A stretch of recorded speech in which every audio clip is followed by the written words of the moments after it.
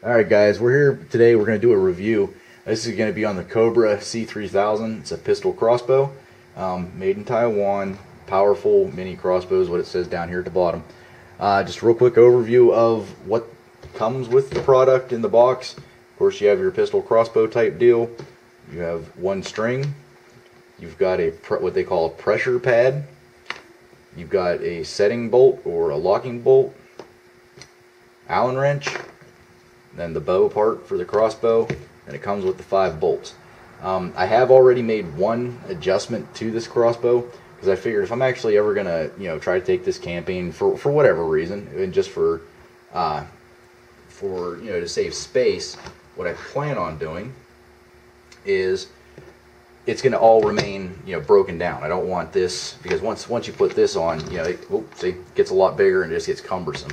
So what I'm planning on doing with this bow, which I've actually already done, keeping it all apart, but you need to have the Allen wrench to screw everything together.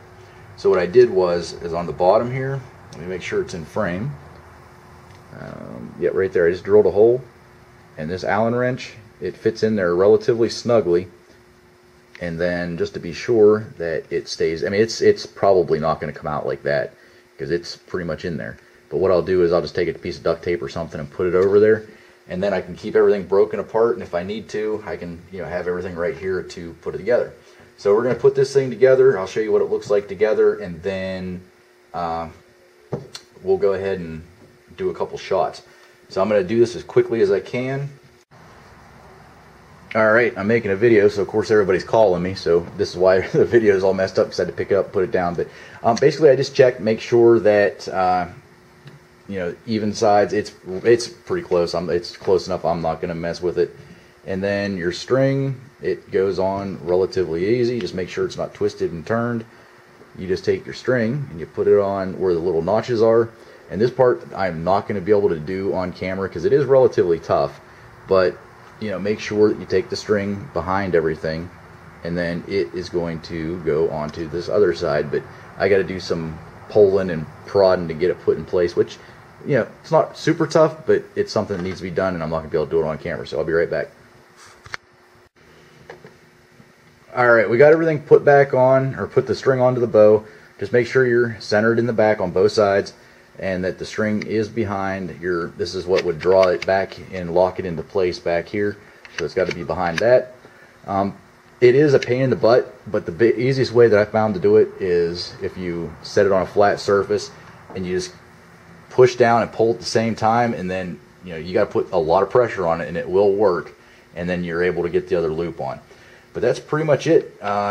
Just make sure that you pull it back, and I tell you what, that is a lot of tension right there, and then that goes back up into place, and we're ready to fire, which I'm not going to right now. We're gonna go outside and set the targets up, and we're gonna give her a shot. All right, be back.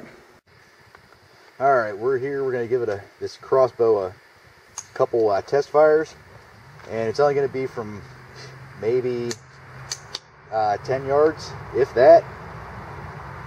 So we're gonna see how that happens.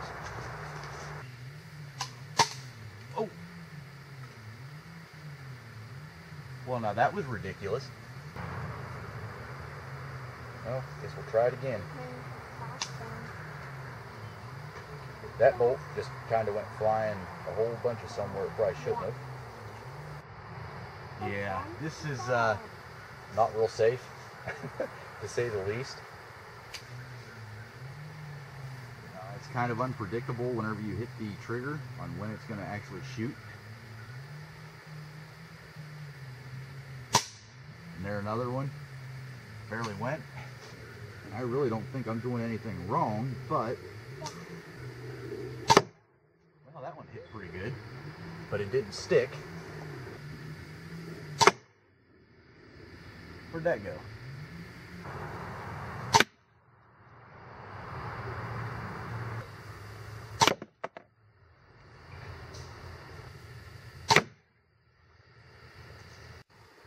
Alright, before we have the final look at this, I just wanted to let you guys know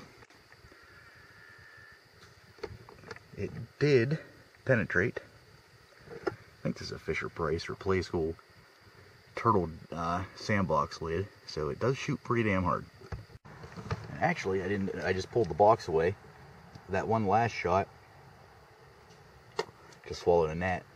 That last shot actually penetrated it again, and this is in the spine of the plastic sand lid, so it's got some damn force behind it. So, all right, see you back at the garage now.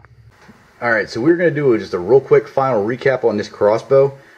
Definitely has enough power where it shot through, it penetrated. I don't want to say through, but it penetrated. It's a play school, or it's a Fisher Price sandbox turtle lid. That's pretty damn heavy plastic. The one safety issue, thank you, Jarvis.